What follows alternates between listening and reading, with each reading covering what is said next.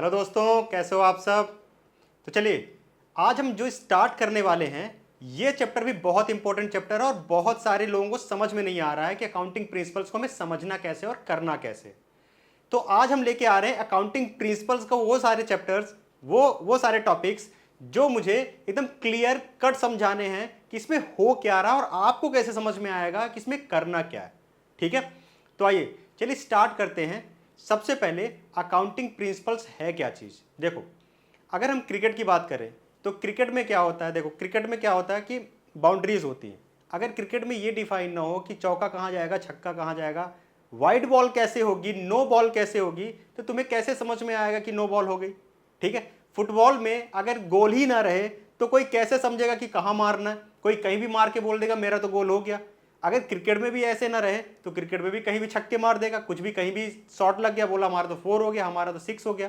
जैसे गांव में देखो, गांव में खेलते रहते हैं, बता देते हैं लाइनिंग कोई डिफाइन नहीं रहती, बताते हैं यहाँ चला गया उससे मिला लो, सामना सामना मिला लो, चौका हो गया, ये छक्का हो गया। तो अकाउंटिंग प्रिंसिपल्स जो होता है ना, अकाउंटिंग प्रिंसिपल्स रूल्स है। रूल्स क्यों बनाए गए हैं? ताकि जो सब लोग अकाउंटिंग करें ना, जितने भी लोग हैं, जितने भी फर्म्स हैं, जितने भी बिजनेसेस हैं, उसका जो फाइनेंशियल स्टेटमेंट, मतलब लास्ट में जो हम अपना प्रॉफिट निकालते हैं और जो स्टेटमेंट बनाते हैं कि मेरे पास क्या क्या चीज बचा हुआ है, उन सभी का एक जैसा दिखे, सिमिलैरिटी रहे सब में, ताकि कंपैरिजन किया जा सके सही तरीके से। ठीक है, इसके लिए हम क्या बनाते हैं? Accounting policies.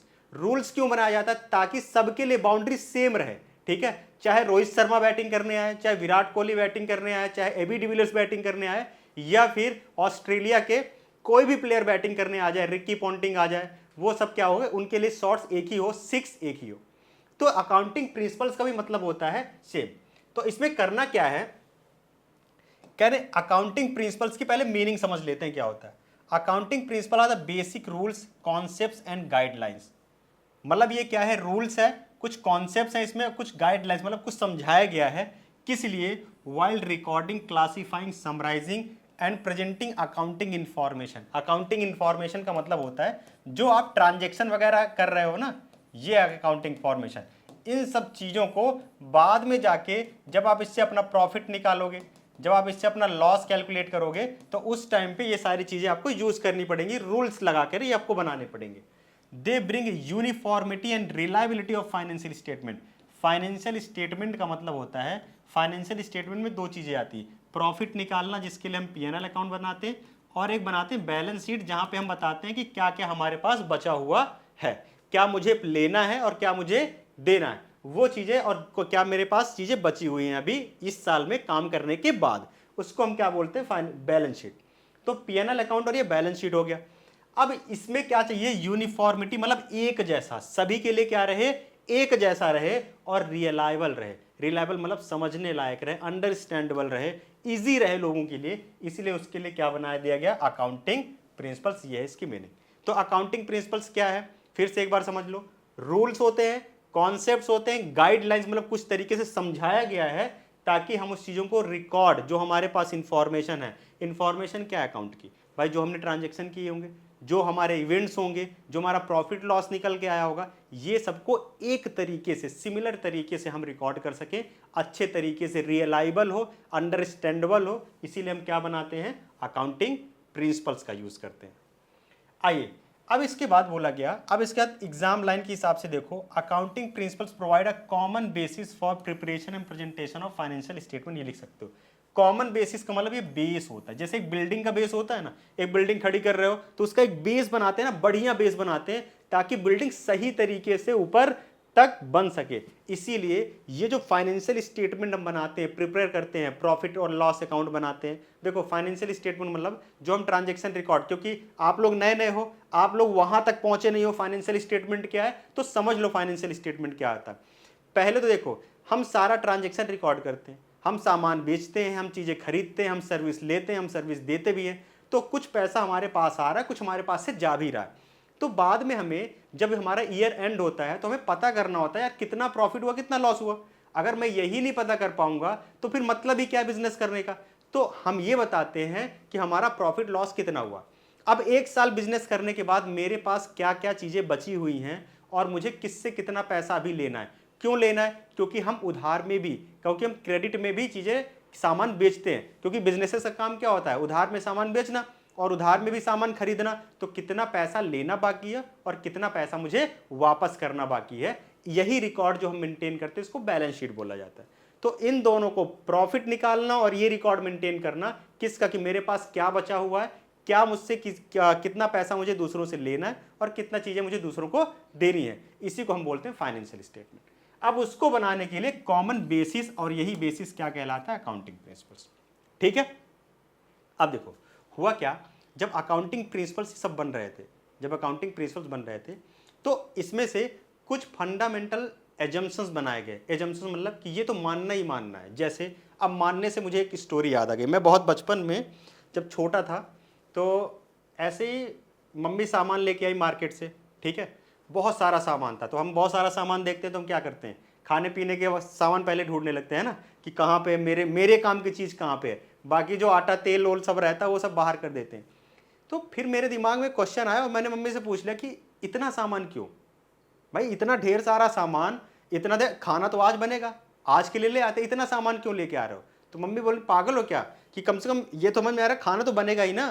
तो मैंने कहा फ्यूचर किसने देखा, क्या पता कल खाना ना बने। तो बोली नहीं, ऐसा तो मान के चलते हैं ना कि भाई अब हम रोज तो खाना खाएंगे ही, अब फ्यूचर तो हमने नहीं देखा कि कल खाना बनेगा कि नहीं बनेगा, लेकिन खाना तो खाएंगे ना सब लोग। तो इसलिए उन्होंने बताया कि हम ऐसा मान के चलते हैं कि भाई यहाँ तक इतने समय तक खाना, जिसलिए हम 1 महीने का राशन लेके आते हैं कि हम 1 महीने तक ये चीजें बनाएंगे, तो हम ऐसा, लेकिन एक्चुअल में ऐसा हो या ना हो ये जरूरी नहीं है, लेकिन हम ये मान लेते हैं पहले से। बिजनेस में भी एग्जैक्टली वैसे ही होता है। बिजनेस में भी सेम काम ये होता है कि बिजनेस भी जब कोई चीज खरीदता है तो मान लेता है। जैसे अब बिजनेस ने एक मशीन खरीदी, अब मशीन तो वो लगातार यूज करेगा, एसी खरीदी 10 साल तक, तो हम क्या मान लेते हैं, हम ऐसे थोड़ी मान लेते हैं कि नहीं भाई अब बिजनेस आज चालू किए हैं, कल मेरी दुकान नहीं खुलेगी, कल मेरी दुकान बंद हो जाएगी। हम तो यही सोच के चलते हैं कि आज दुकान खुली है तो कल भी मेरी दुकान खुलेगी, परसों भी मेरी दुकान खुलेगी, और मेरी दुकान खुलती रहेगी जब तक हम इसे बंद करना नहीं चाहेंगे तब तक। ठीक है, तो इसमें एक एजम्पशन आता है जिसका नाम है गोइंग कंसर्न। गोइंग कंसर्न भी एकदम घर के राशन जैसा ही काम है, कि मतलब हम मान के चलते हैं कि बिजनेस चलता रहेगा और उसी के बेसिस पे हम काम। तो चलो ये तो घर का राशन तो एग्जांपल हो गया हमारा डेली लाइफ का, लेकिन अगर मैं अकाउंटिंग के टर्म से देखूं कि हमारे क्या एग्जांपल हैं, तो सुनो, अगर मैंने एक मशीन खरीदी, क्या खरीदी मैंने, एक मशीन। अब मशीन 1 साल के लिए तो मैंने खरीदी नहीं, तो क्यों ही आज इतना पैसा लगा दिया, क्योंकि हम ये मान के चलते हैं कि मेरा बिजनेस कल भी खुलेगा, परसों भी यूज होगा, 1 साल बाद भी रहेगा, 5 साल बाद भी रहेगा और 50 साल बाद भी रहेगा। ठीक है, मैंने बैंक से जाके लोन ले लिया, बैंक वाले ने मुझे लोन दे दिया। जब बैंक वाला मुझे लोन दे रहा था ना, तो उसने भी तो माना होगा कि भाई इसका बिजनेस इतने समय से चल रहा है तो इतने समय तक चलेगा। जब आप बैंक में लोन लेने जाते हो तो एक चीज ध्यान रखना, बैंक वाले आपसे ना स्टेटमेंट मांगते हैं कि आप 3-4 साल का प्रॉफिट दिखाओ। पता है क्यों मांगते हैं, क्योंकि वो देख रहे होते हैं कि जब आपका बिजनेस 3-4 साल से चल रहा है ना, कैसा चल रहा है, कि आप इस बिजनेस को आगे तक चला पाओगे कि नहीं। अगर आपको लॉस हो रहा होगा ना तो वो आपको लोन कभी नहीं देगा। क्यों लोन नहीं देगा, क्योंकि वो जानता है कि आप पता नहीं कब कितने समय बिजनेस, जब आपको अच्छा प्रॉफिट हो रहा है ना तो समझ जाएगा कि आप बिजनेस को चलाओगे ही लगातार, इसलिए आपको 10 साल के लिए लोन ले दे, 15 साल के लिए लोन दे देता, 8 साल के लिए लोन दे देता है। तो लोन वो क्यों दे रहा है, क्योंकि उसे पता है कि बिजनेस ना गोइंग कंसर्न, मतलब वो लगातार बिजनेस चलता ही रहेगा। ठीक है, अब हम मान लो एक फर्नीचर खरीदते हैं, तो फर्नीचर जैसे घर में ही फर्नीचर खरीदते हैं, तो क्यों खरीदते हैं फर्नीचर, भाई ये सोच के ही तो खरीदते हैं ना कि हमारा। अब एक मान लो छोटी सी दुकान है किराने की, ठीक है, अब उसने अपना पूरा दुकान सजा लिया, पूरा दुकान बना लिया, वहां जमीन ले ली, कुछ बिल्डिंग्स थोड़ा बहुत बना ली, 2-3 कमरे। क्यों बनाता है भाई, वो 1 साल के लिए खर्चा थोड़ी ना कर रहा है, वो ये सोच के ही वो बिल्डिंग और लैंड वगैरह परचेज किया है, खरीदा है सामान, क्योंकि वो जानता है कि मेरा बिजनेस लगातार चलता रहेगा जब तक मैं इसे बंद नहीं करूंगा तब तक। तो इसका मतलब क्या हुआ, उस कॉन्सेप्ट को बोलते हैं गोइंग कंसर्न, मतलब आपको पहले से इज्यूम करके चलना है। इसको बोला जाता है टॉपिक को फंडामेंटल अकाउंटिंग एजम्पशन। एजम्पशन का मतलब होता है मान लो ऐसा ही होगा। तो पहला क्या मानना है, गोइंग कंसर्न। गोइंग कंसर्न का मतलब क्या हुआ कि हमारा जो बिजनेस है ना वो लगातार चलता रहेगा, इसीलिए हम बड़ी बड़ी लंबी लंबी चीजें खरीद लेते हैं जो लंबे समय तक चलती है। ठीक है, तो क्या एग्जाम्पल हो गया पहला, इसका पहला एग्जाम्पल हो गया, हमने फर्नीचर ले ली, हमने मशीन ले ली, हमने लोन ले लिया बैंक से, लोन टेकन, ये सारे इसके एग्जाम्पल्स हैं। ठीक, देखो क्या लिखा है गोइंग कंसर्न में, business is assumed to continue for the foreseeable future. इसमें ये भी नहीं दिया है, बोल दिया फोरसीएबल, जब तक मुझे फ्यूचर दिखाई दे रहा तब तक चलता रहेगा, and is not expected to be liquidate soon. Liquidate मतलब क्लोज, बंद होना। हम ये मान के चलते हैं ये जल्दी बंद नहीं होगा, इसीलिए हम इतने बड़े बड़े सामान खरीदते हैं। अगर हमें पता चल जाए अगले साल मेरा बिजनेस बंद होगा तो मैं क्यों 5 करोड़ की मशीन खरीदूंगा, क्यों 20 लाख रुपए की मशीन खरीद के लगाऊंगा, क्यों लैंड खरीदूंगा 40-40, 50-50 लाख की जमीन क्यों खरीदूंगा मैं।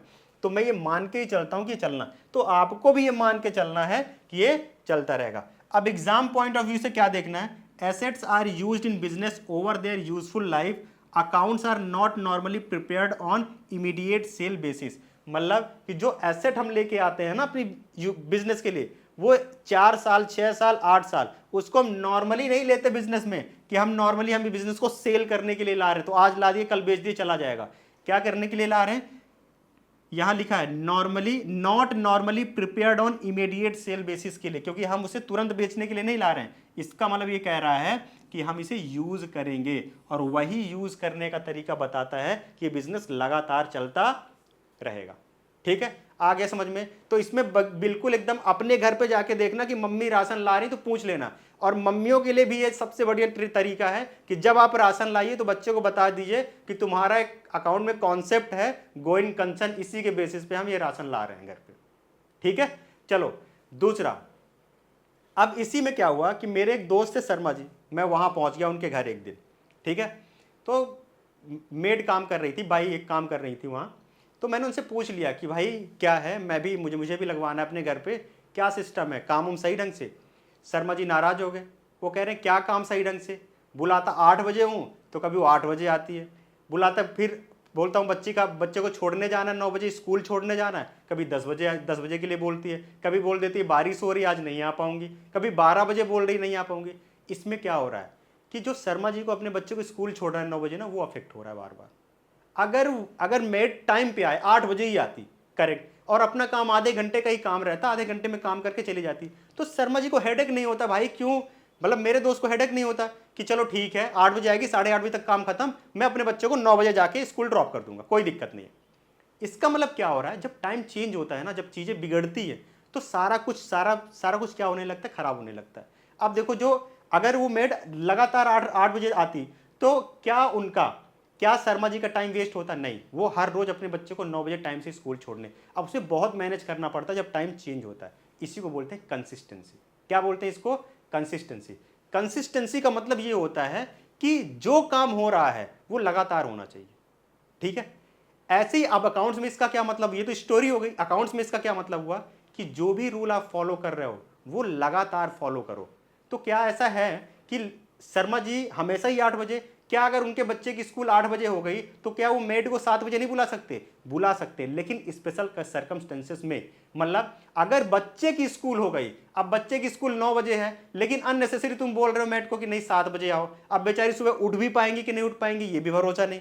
तो इसका मतलब अगर बच्चे की स्कूल 8 बजे हो गई है तो आप उसको चेंज कर सकते हो, क्योंकि ये आपके हाथ में है ही नहीं। ये ऐसा सर्कमस्टेंसेस है कि जहां पे आपको बुलाना ही पड़ेगा मैट को, कितने बजे, 7 बजे, या फिर जब आप स्कूल से छोड़ के आ जाओ 8 बजे, फिर उसका टाइम रखो।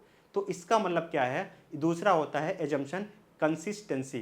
कंसिस्टेंसी का मतलब आपको लगातार वो चीज फॉलो करनी है। आपको क्या करना है, लगातार वो चीज फॉलो करनी है। Accounting principles methods are followed consistently from one period to another, but इसमें एक कंडीशन है, आप चेंज कर सकते हो स्पेशल सर्कमस्टांसेस में भी।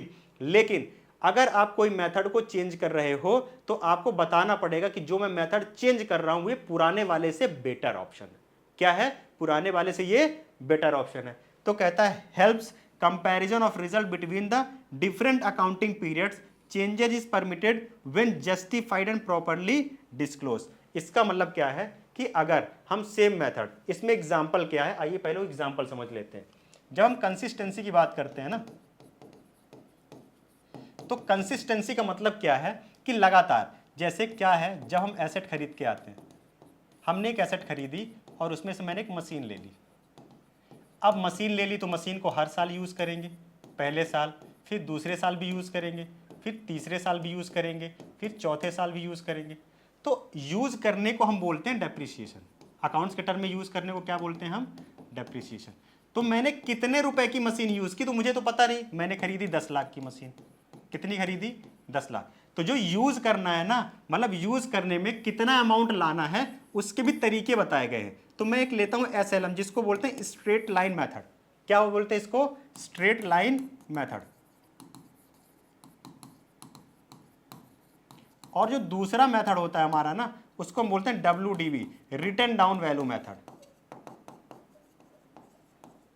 तो कहता है कि अगर आप एक बार SLM मेथड लगा रहे हो ना, तो हर साल आप SLM यूज करो। यही है कंसिस्टेंसी। ये कॉन्सेप्ट क्या है? कंसिस्टेंसी। अब आप सोच रहे हो कि ये SLM होता क्या है, पहले वो बता दो। SLM मेथड ये होता है कि जैसे 10 लाख की मान लो मशीन है, और मैंने कहा 10 साल तक चलेगी, मतलब हर साल हमने कितने की मशीन यूज की? 1 लाख की। कितने की मशीन यूज की? 1 लाख की। WDB ऐसा नहीं कहता, कहता है कि अगर आपने 10 लाख की मशीन खरीदी, मैं बता रहा हूं 10%, तो आपने पहले साल 1 लाख की यूज की, अब कितने की बच गई? 9 लाख। अब उसका 10% निकालो, कितना हो गया? अगले साल 90,000 की यूज की, फिर उसको माइनस करके 8,10,000। मतलब कह रहा है कि आपको यूज हर साल निकालना पड़ेगा। उसको हम क्या बोलते हैं? WDB। तो कहता है कोई दिक्कत नहीं है, अगर आप SLM यूज करें तो SLM कंसिस्टेंटली यूज करिए, उसमें कंसिस्टेंसी दिखाए। अगर आप यूज कर रहे हैं कौन सा? WDB मेथड, तो आप उसमें हर साल, मतलब आपको यूज करने का जो तरीका है, यूज करने का जो अमाउंट निकाल रहे हो आप उसके मेथड को अननेसेसरी चेंज मत करो। क्योंकि अगर आप चेंज कर दोगे ना, तो देखो क्या होगा। जब आप चेंज करोगे तो होगा क्या? अभी आप कितना लगा रहे हो डेप्रिसिएशन हर साल? 1 लाख। कितना लगा रहे हो? 1 लाख। तो आपका जो प्रॉफिट निकल के आ रहा है वो 1 लाख के हिसाब से निकल के आ रहा है। ठीक है, कि आपका खर्चा कितना जा रहा है? 1 लाख। लेकिन अगर आप WDB लगाओगे तो पहले साल 1 लाख आएगा, फिर 90,000 आना स्टार्ट हो जाएगा, फिर 81,000 आएगा। देखो कम, मतलब आपका कंपैरिजन नहीं बनेगा ना। आप क्या करोगे? एक साल जैसे आपने लगाया कि यहां पे, ठीक है, तो आप जैसे हर साल, एक साल आपने SLM लगाया, फिर आपने WDB, फिर आपने SLM लगा दिया, फिर आपने WDB, फिर आपने SLM, मतलब अगर आप अपने हर साल मेथड को चेंज करोगे तो जो आपका प्रॉफिट होगा ना, वो करेक्ट आ ही नहीं पाएगा, आप कंपैरिजन नहीं कर पाओगे, क्योंकि दो मेथड लगाया। अब पहले साल में आपने SLM लगाया, दूसरे साल में आपने WDB लगा दिया, क्या कंपैरिजन कर पाओगे? अब इसका एक एग्जाम्पल और समझाता हूं आपको। ठीक है, जैसे देखो, लड़कियों का ग्राउंड कैसा होता है क्रिकेट का? छोटा होता है ना, छोटा। अब लड़कों का ग्राउंड कैसा होता है? बड़ा। अगर तुम विराट कोहली और स्मृति मंधाना को कंपेयर करना चाहो, कर सकते हो, उनका तो ग्राउंड छोटा है। ठीक है, ये कंपैरिजन नहीं हो सकता। लेकिन अगर तुम रोहित शर्मा के छक्के और विराट कोहली के छक्के को कंपैरिजन करना चाहो, कर सकते हो। उसका 112 मीटर दूर गया, इसका 100 ही मीटर दूर गया, तो आप समझो कि रोहित शर्मा लंबे छक्के मारता है। रोहित शर्मा कैसे छक्के मारता है? लंबे। क्योंकि आप उसके लिए एक ही बाउंड्री है, एक ही तरीका है, वही मेजर करता, वही बताता है कि किसका छक्का लंबा चक गया। यहां पे भी सेम यही बात कर रहा है कि अगर आपको 2 साल का प्रॉफिट कंपैरिजन करना है तो आप मेथड सेम लगाओ, अलग अलग मत लगाओ। अलग अलग लगाओगे तो ये मेथड अलग है, ये तरीका अलग है। अब दोनों तरीकों को सेम कैसे कर सकते हो आप? तो कह रहा है कि जब दो अलग अलग तरीके हैं तो उसको सेम नहीं किया जा सकता। ऐसे ही जब आप कोई काम करते हो, तो आपको कंसिस्टेंटली करना पड़ता है। क्या करना पड़ता है? कंसिस्टेंटली करना पड़ता है। अब जैसे मैं खाने का एग्जांपल ले रहा हूं, ठीक है, मैं खाने का एग्जांपल ले रहा हूं। एक दिन आपने पूड़ी खाई, ठीक, 5 पूड़ी खाई, दूसरे दिन आपने 2 सेब खा लिए, क्या कंपैरिजन है बताओ? कंपैरिजन है कोई? लेकिन अगर आपने एक दिन 5 पूड़ी खाई और दूसरे दिन 6 पूड़ी खाई, तो तुम बता सकते हो कि दूसरे दिन मैंने 1 पूड़ी ज्यादा खाई है। तो आपको पूड़ी ही खाना पड़ेगा डेली, तभी आप एक दिन का दूसरे दिन का खाने से कंपैरिजन कर सकते हो। अगर आपने एक दिन पूड़ी खाई, एक दिन सेब खाया, फिर एक दिन केले खा लिए, अब बताओ कंपैरिजन कर सकते हो तीनों दिन का? नहीं कर सकते, क्योंकि तीनों चीजें क्या हो गई? अलग हो गई। तो कह रहा है कि अगर आपको सही तरीके से, आप प्रॉफिट बढ़ाने घटाने के लिए अपनी मेथड को चेंज करने की कोई जरूरत नहीं है। अगर आपने एक ही तरीका किया है तो आप एक ही तरीके, अगर आप SLM मेथड कर रहे हैं तो आप हर साल SLM करिए, अगर आप WDB कर रहे हैं तो आप WDB करिए। लेकिन कह रहा है बट आप चेंज कर सकते हो, कोई दिक्कत नहीं, आप चेंजेस उसमें ला सकते हो, लेकिन आपको ये चेंजेस बताने पड़ेंगे, लिखना पड़ेगा कि ये जो मैं चेंज कर रहा हूं ये बेटर रिजल्ट देगा, किसके लिए? हमारे प्रॉफिट्स के लिए। ठीक है, तो यहां पे हाँ, अब जैसे एग्जांपल मैंने पूड़ी और सेब का लिया, तो आपने 2-3 दिन पूड़ी खाई, मान लो एक दिन आपने पूड़ी खाई, दूसरे दिन आप बता सकते हो कि जो मैं चेंज कर रहा हूं ना सर, मेरी हेल्थ के लिए बहुत जरूरी है, सेब खाना मेरे लिए बहुत जरूरी है, क्योंकि पूड़ी बस खाने से मेरी हेल्थ सही नहीं रहती, इसलिए मैं फ्रूट्स पे आ गया हूं। तो ये चेंजेस सही है कि मतलब जब आप चेंज बताओ ना कि जो चेंज हुआ है वो आपकी सेहत के लिए बढ़िया है, वो बिजनेस की सेहत के लिए बढ़िया है, बिजनेस को अच्छा प्रॉफिट निकाल के देगा। ठीक है, लेकिन ये मेथड हम लगा रहे हैं, हम लगा रहे हैं तो हमारे लगाने से प्रॉफिट कम ज्यादा भी होगा तो उससे कोई फर्क नहीं पड़ेगा ज्यादा, इसलिए एक ही मेथड लगाओ जो मेथड आप यूज कर रहे हो। इसका दूसरा एग्जांपल क्या है, स्टॉक का वैल्यूएशन। स्टॉक का वैल्यूएशन क्या होता है, देखो हम जो हमारे पास स्टॉक बचता है तो हम इसे दो प्राइस पे लिखते हैं, कॉस्ट और ठीक है NRV, net realisable value, whichever is less, इस पे लिखते हैं। अब ये हम लगा रहे हैं अपना मेथड स्टॉक वैल्यूएशन का, लेकिन कभी आपने कॉस्ट पे लिख दिया, कभी आपने एनआरवी। हम बताते हैं कि ये जो कॉस्ट एनआरवी है, विच एवर इज लेस, जो कम है उसी पे आप करो। कैसे लगा दिया कि ये सबको फॉलो करना है। एक एग्जांपल बताता हूं, मैंने कॉस्ट का मतलब मैंने वो जो स्टॉक बचा उसको खरीदा 10,000 में था, आज उसकी मार्केट में वैल्यू केवल 8,000 बची। तुम बताओ कितना लिखना सही रहेगा, कितना लिख दोगे भाई, बेचोगे तो मिलेगा कितना। तो कह रहा है कि आप इसको 8,000 ही लिखो, 8,000, जो कम है वो लिखो, ताकि आपको बाद में जाके ये ना लगे कि आप 10,000 लिख दो और 8,000 हो गया, आपको अननेसेसरी लॉस दिखना स्टार्ट हो जाए। तो आपको क्या करना है, इसी तरीके से कंसिस्टेंसी फॉलो करनी है। तो कह रहा है help comparison of result between different accounting periods, मतलब ये जो कंसिस्टेंसी है ये पहले से ज्यूम करके चलना है, ये मुझे वही लगाना है, क्योंकि इससे जो कंपैरिजन होता है ना, दो अकाउंटिंग पीरियड 2 साल का अलग अलग ईयर का, वो सही निकलता है। Changes is permitted when justified and properly disclose, मतलब दिखाया जाए, उसे लिखा जाए। अगर आप उसको लिख देते हो तो क्या हो जाएगा कि माना जाएगा कि चलो आपने सही चेंजेस किए, अगर वो जस्टिफाइड है तो आप कर सकते हो चेंज। तीसरी चीज होता है एक्चुअल। अब इसमें भी बता रहा हूं कि मैं वहीं बैठा था शर्मा जी के यहाँ, ठीक है, ये बाई वाली जो चर्चा हो रही थी, उसके बाद बैठा हुआ था।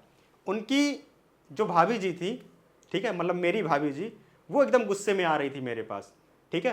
तो मैं सोचा क्या हो गया भाई, मैं आ गया इसलिए तो नहीं थे गुस्से में।